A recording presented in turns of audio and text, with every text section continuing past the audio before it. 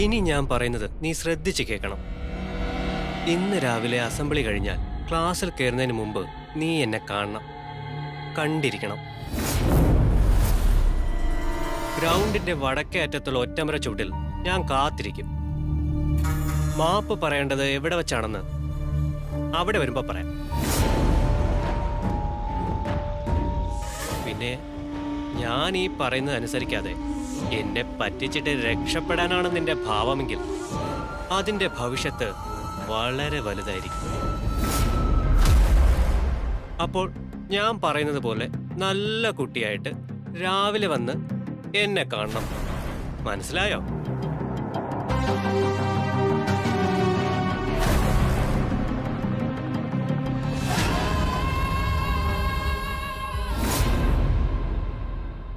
മീനു, ആരാ രാവിലെ തന്നെ ഫോണില്?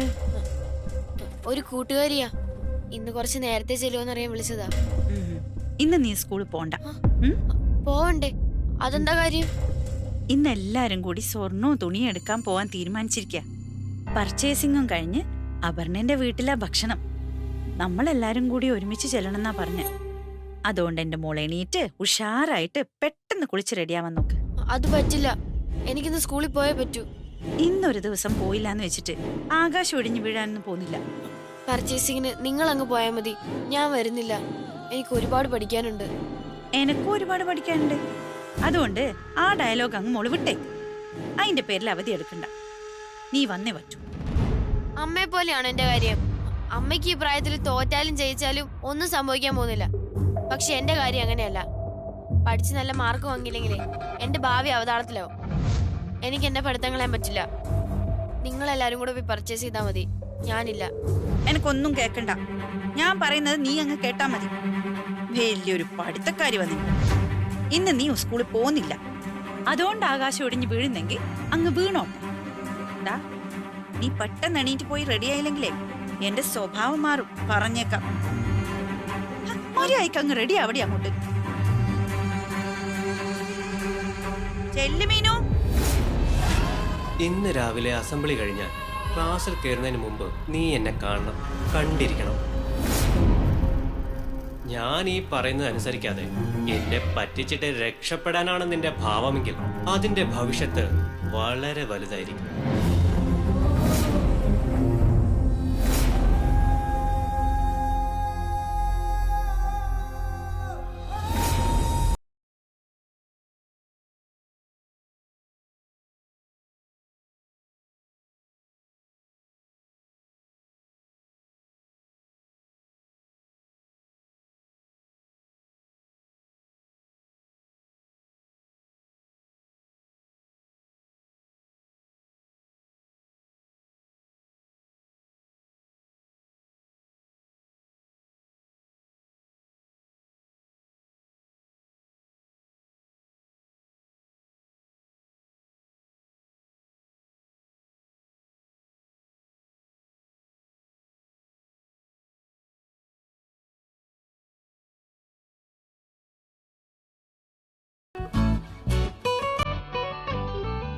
പെണ്ണിന്റെ ഒരുങ്ങൽ ഇതുവരെ കഴിഞ്ഞിട്ടില്ലേ?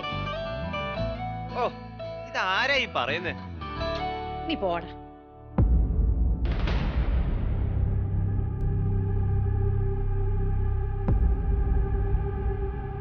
നീ എന്താ യൂണിഫോമില്? നീ ഷോപ്പിങ്ങിന് വരുന്നില്ലേ? ഇല്ലേട്ടാ, ഇന്ന് എന്തായാലും ക്ലാസ്സിൽ പോയേ പറ്റൂ. നീ എന്തിനാ മീനു വെറുതെ വാശി പിടിക്കുന്നേ? ആ ക്ലാസ് തന്നെയല്ലേ ഞാനും പഠിക്കുന്നു. ഇന്നൊരു ദിവസം പോയിട്ടില്ല എന്ന് വിചാരിച്ചിട്ട് നീ പരീക്ഷയിൽ തോറ്റു പോവാനൊന്നും പോകുന്നില്ല. അമ്മ പോകുന്നുണ്ടേ പൊക്കോ, എന്നെ നിർബന്ധിക്കണ്ട. എന്നെ വെറുതെ ദേഷ്യം പിടിപ്പിക്കല്ലേ മീനാക്ഷി. നീ വാ മീനു, നമുക്ക് ഷോപ്പിംഗ് ഒക്കെ കഴിഞ്ഞിട്ടേ ഒരു സിനിമ കണ്ടിട്ട് വരാം. ഞാൻ ഇല്ലാന്ന് പറഞ്ഞില്ലേ, എനിക്ക് ക്ലാസ്സിൽ പോണം. മീനു, മര്യാദക്ക് നമ്മളെ കൂടെ വന്നോ. ഇനി കൂട്ടിയിട്ട് എന്തായാലും നമ്മൾ പോകുന്നുള്ളൂ. ഇനിയിപ്പൊ ഡ്രസ്സൊന്നും മാറണ്ട, ഇങ്ങനെ തന്നെ പോവാം. അമ്മയ്ക്ക് എന്താ പറഞ്ഞാ മനസ്സിലാവില്ലേ? ഡേ, കുറച്ച് കൂടുന്നുണ്ട് എനിക്ക്. തർക്കുത്തരം പറയുന്ന വേണ്ട, അവൾക്ക് താല്പര്യമില്ലെങ്കിൽ വരണ്ട.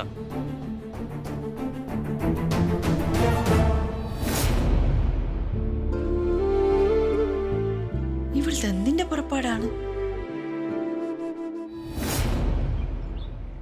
ഇന്ന് മോള് സ്കൂളിൽ പോകാൻ ലേറ്റ് ആയോ? ഇല്ല.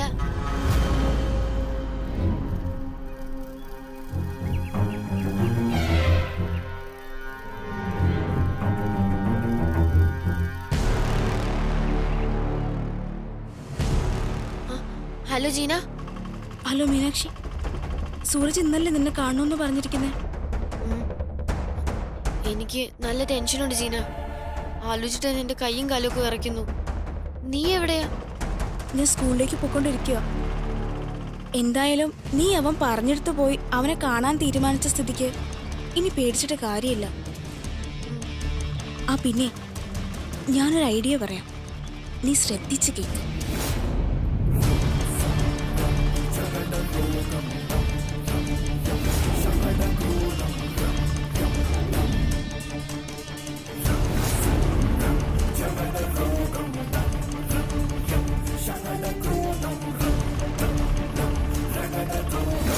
താങ്ക്സ് ജീന.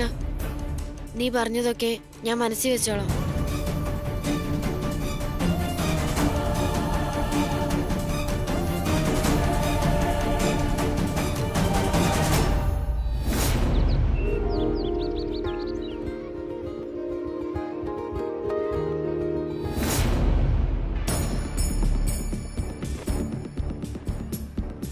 ഉം.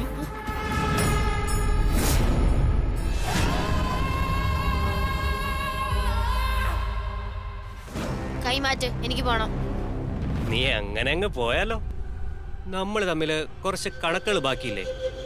അതൊക്കെ നമുക്ക് ഗുണിച്ചും ഹരിച്ചും തീർക്കണ്ടേ? എനിക്ക് നിന്നോടൊന്നും തീർക്കാനും ഇല്ല, തുടങ്ങാനും ഇല്ല. അങ്ങനെ മുട്ടാപ്പോക്ക് ന്യായം പറഞ്ഞ് എന്നിൽ നിന്ന് വഴുതി മാറാൻ നോക്കണ്ട നീ. എനിക്കറിയാം വഴുതി മാറുന്ന മീനാണെന്ന്. ഞാൻ മീനും അല്ല മാനും അല്ല. നിനക്ക് എന്നെ മര്യാദയ്ക്ക് അറിയാൻ പാടില്ലാത്തോണ്ടാ. കൂടുതൽ സൂക്കേട് കാണിച്ചിട്ടുണ്ടല്ലോ, വിവരം അറിയും. ആണോ? എന്നാ പിന്നെ അതൊന്ന് അറിഞ്ഞിട്ട് തന്നെ കാര്യം. മാറ്. നിക്കടി. നിന്നെ കാണും പോലെ അല്ല, ഒടുക്കത്തെ ശക്തിയാണല്ലോ നീ. ഇങ്ങനെ കാര്യം അറിയാതെ കയർക്കല്ലേ. എനിക്ക് പറയാനുള്ളത് നീ കേട്ടേ പറ്റൂ. ഇല്ലെങ്കിൽ നിന്റെ ശൗര്യമൊന്നും വിലപ്പോവാത്ത അപകടത്തിലേക്കായിരിക്കും നീ ചെന്ന് ചാടുക. എന്നെ കൊണ്ടത് ചെയ്യിപ്പിക്കരുത്. എന്നാ പറഞ്ഞു തൊലക്ക്. എന്താ കാര്യം? അതോ, കുറച്ചു നാളായിട്ട് ഞാൻ കാത്തിരുന്ന അവസരം എന്റെ കൺമുമ്പിൽ വന്ന് നിൽക്കാം. അന്ന് നീ എന്നെ അപമാനിച്ചപ്പോ ആരൊക്കെ ഉണ്ടായിരുന്നോ അവരെല്ലാവരും വീണ്ടും എന്റെ ഫ്രണ്ട് ജിബിന്റെ ബർത്ത്ഡേ പാർട്ടിക്ക് വേണ്ടി ഒത്തുകൂടുകയാ. പാർട്ടി നടക്കുന്നത് അവന്റെ അച്ഛന്റെ ഓഫീസ് ഗസ്റ്റ് ഹൗസിൽ വെച്ചാ. ലൊക്കേഷൻ ഞാൻ വാട്സാപ്പിൽ ഷെയർ ചെയ്യാം. കൃത്യം 11:30 മണിയാവുമ്പോ നീ ക്ലാസ് കട്ട് ചെയ്ത് ഇറങ്ങി വരണം. വന്നില്ലെങ്കിൽ സംഭവിക്കാൻ പോകുന്ന എന്താണെന്ന് നിനക്കറിയാലോ. അപ്പോ എല്ലാം പറഞ്ഞതുപോലെ പട.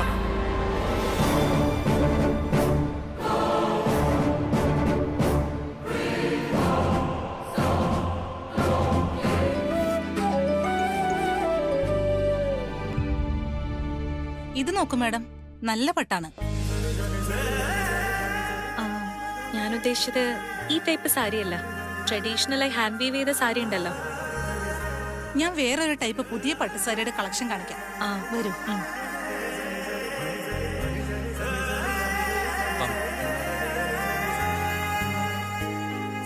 ഇരിക്കും മാഡം.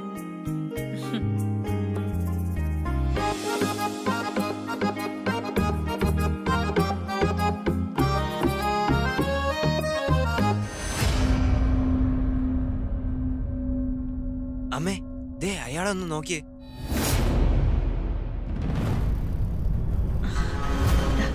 ഇത് പഴയ കടക്കാരനല്ലേ? അതെ.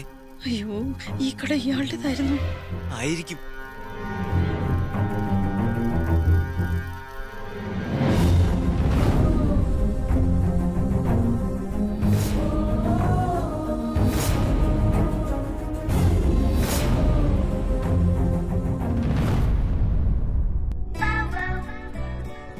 ഇതൊന്ന് നോക്കിയേ. കുട്ടി മനസ്സിൽ ആഗ്രഹിച്ചതുപോലുള്ള ഒരു ഡിസൈനാ. വില കുറച്ച് കൂടുതലാ, പക്ഷെ ഈ സാരി മറ്റൊരിടത്തും കിട്ടില്ല. ഇത് കൊള്ളാം മോളെ, മോൾക്കിത് നന്നായി ചേരും. അമ്മേ അമ്മ എന്തൊന്നും പറയാതെ. ഈ സാരി എങ്ങനെയുണ്ട്?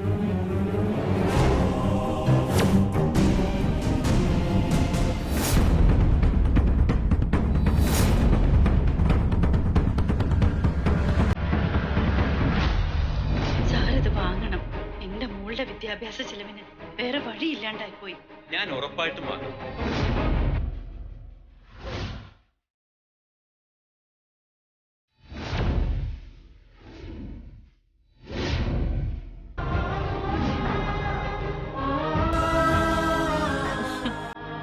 ഇതെങ്ങനെയുണ്ട് ബാലു? ബാലുവിന് ഇഷ്ടപ്പെട്ടോ?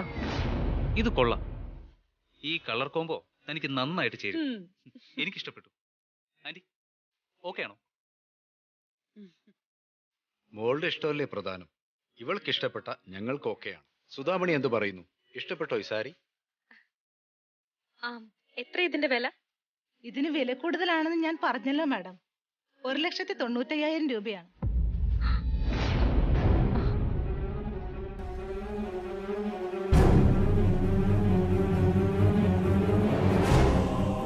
ഞാനൊരു അല്ലേ പോട്ടെ, 1.25 ലക്ഷം രൂപ തരാം. ആ വിലയ്ക്ക് നിങ്ങൾ ഇത് തരാൻ തയ്യാറാണോ? സാറ് പറഞ്ഞ അത്രയും പൈസ എനിക്ക് വേണ്ട. 75,000 ഉറുപ്പ്യ മതി. എന്റെ മോളുടെ പഠിത്ത ചെലവിന് തൽക്കാലം അത്രേ വേണ്ടൂ.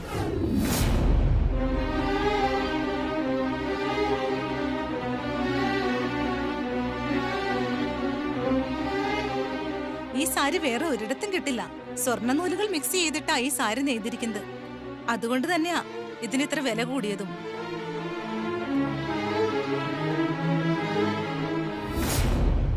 എന്തു പറയുന്നു മോളെ? മോൾക്ക് സാരി ഇഷ്ടപ്പെട്ടെങ്കിൽ ഇത് തന്നെ സെലക്ട് ചെയ്തു. സാരി എനിക്ക് ഇഷ്ടപ്പെട്ടു. പക്ഷേ ഇത് ഞങ്ങൾ ഉദ്ദേശിച്ചതിനേക്കാളും വില വളരെ കൂടുതലാണ്. വില കുറച്ച് കൂടിയാൽ എന്താ മാഡം? ഈ മോഡൽ കല്യാണ സാരി വേറെ ഒരു ഷോപ്പിലും നിങ്ങൾക്ക് കിട്ടില്ല. അതുമാത്രമല്ല, വ്രതശുദ്ധിയോടെ സ്വർണം ചേർത്ത് നെയ്തെടുക്കുന്ന ഈ പട്ടുസാരിയിൽ ലക്ഷ്മിയും സരസ്വതിയും കുടിയിരിക്കുന്നു എന്നാണ് വിശ്വാസം. എന്തു പറയുന്നു ബാലു? വില അല്പം കൂടിയാലെന്താ? ഇത് വളരെ പ്രഷ്യസ് ആയ പട്ടാ. ഇവര് പറഞ്ഞത് കേട്ടില്ലേ?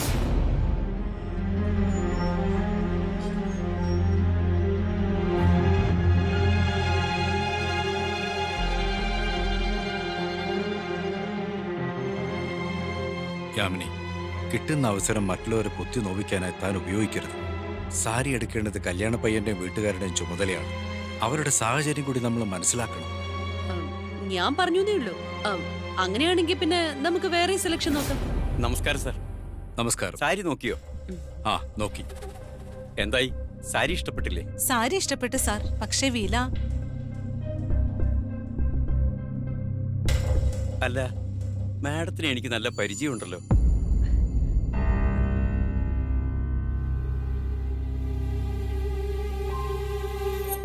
ഓഹോ, ഇവളെ ഈ കടക്കാരനും പരിചയമുണ്ടോ? പണ്ട് ഇവിടെ എങ്ങാനും ജോലി തണ്ടി വല്ലതും വന്നു കാണും. സുധാമണി എന്നല്ലേ നിങ്ങളുടെ പേര്? അതെ. ഇത്രയും നാളായിട്ടും നിങ്ങളുടെ പേര് പോലും ഞാൻ മറക്കാതിരുന്നത് ഈ സാരി കാരണോ?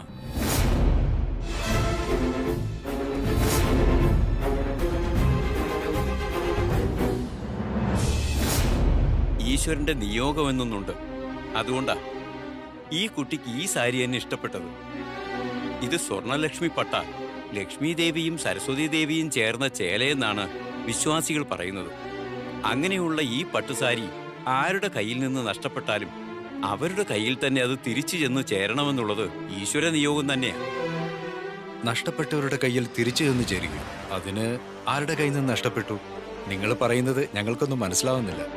ലാഭം മാത്രമല്ലല്ലോ സാർ ഒരു ബിസിനസിന്റെ അടിസ്ഥാനം. അതിലൊരു നേരുകൂടിയുണ്ട്. അതുകൊണ്ടാണ് ഇങ്ങനെയെല്ലാം സംഭവിച്ചത്. ഈ വിലപിടിപ്പുള്ള സാരി എനിക്ക് തന്നത് ഈ സുധാമണി തന്നെയാണ്.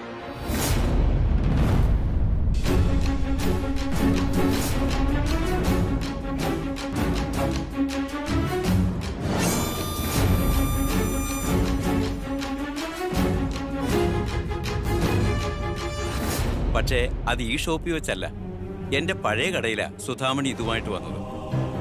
സുധാമണി, ഈ കേൾക്കുന്നൊക്കെ സത്യമാണോ? അതിന് ഇത്രയും വിലപിടിപ്പുള്ള സാരി സുധാമണിക്ക് എവിടുന്നാ? അവരത് പറയില്ല മാഡം. അതാണ് അവരുടെ മഹത്വം. അന്ന് ഇവര് പറഞ്ഞത് എനിക്ക് നല്ല ഓർമ്മയുണ്ട്. ഇവരുടെ അച്ഛൻ ഒരിക്കൽ ഇവർക്ക് സമ്മാനിച്ച പട്ടുസാരി അത്. വളരെ വളരെ വിലപ്പെട്ടത്. സ്വന്തം മകളുടെ ഫീസ് അടയ്ക്കാൻ കയ്യിൽ പണമില്ലാതെ വന്നപ്പോ വേറെ മാർഗമില്ലാതെ എന്റെ കടയിൽ കൊണ്ടുവന്ന് വിറ്റതാ.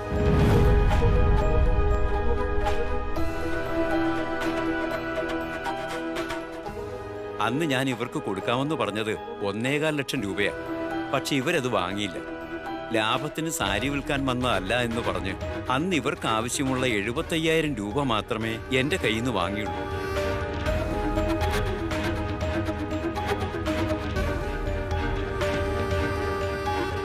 അല്ലേ സുധാമണി? ശരിയല്ലേ ഞാൻ പറഞ്ഞത്? ഇദ്ദേഹം പറഞ്ഞതെല്ലാം ശരിയാ. അന്ന് ഞാനും അമ്മയുടെ കൂടെ ഉണ്ടായിരുന്നു. വേറൊരു മാർഗവും ഇല്ലാതെ ഒത്തിരി വിഷമത്തോടെയാ അമ്മ സാരി വിറ്റത്.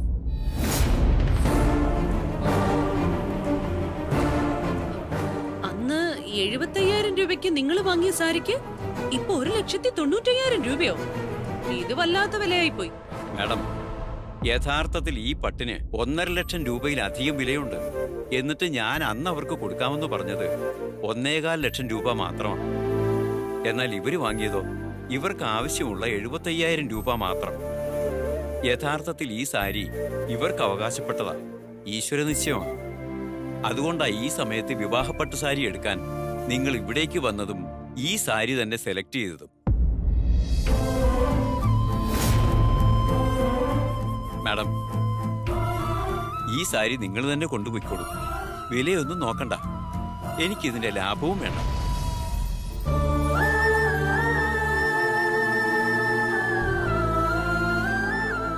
അന്ന് ഞാൻ നിങ്ങൾക്ക് തന്ന 75,000 രൂപ അത് മാത്രം തന്നാ മതി. ഇനി അത് തന്നില്ലെങ്കിലും എനിക്ക് ഒരു കുഴപ്പമില്ല.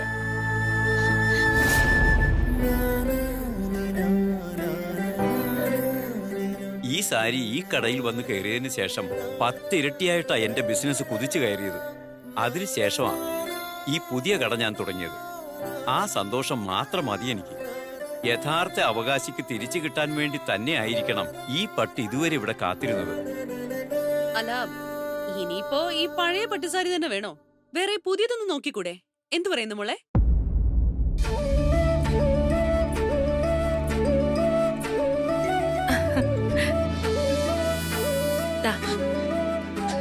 ആന്റി, ഈ മനസ്സിൽ എന്താണെന്ന് എനിക്കിപ്പോ അറിയാം.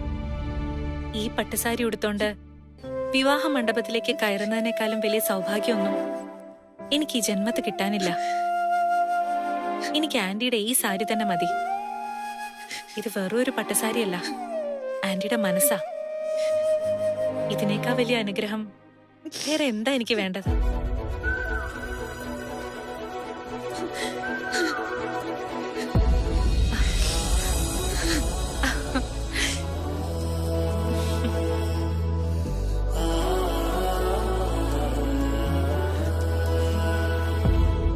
ഈശ്വര, ഇങ്ങനെ ഒരു സന്തോഷത്തിന് സാക്ഷിയാവാൻ കഴിഞ്ഞല്ലോ.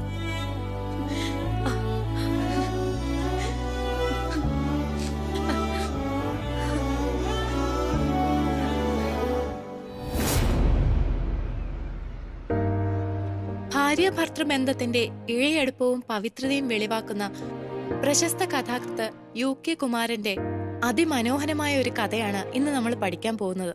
കഥയുടെ ശീർഷകം ഓരോ വിളിയും കാത്ത്. കഥ തുടങ്ങുന്നത് ഇങ്ങനെയാണ്. പുതിയ അവസ്ഥയുമായി അവ പതുക്കെ പതുക്കെ ഇണങ്ങി വരുന്നു. ലൊക്കേഷൻ ഞാൻ വാട്സാപ്പിൽ ഷെയർ ചെയ്യാം. കൃത്യം 11:30 മണിയാവുമ്പോ നീ ക്ലാസ് കട്ട് ചെയ്ത് ഇറങ്ങി വരണം.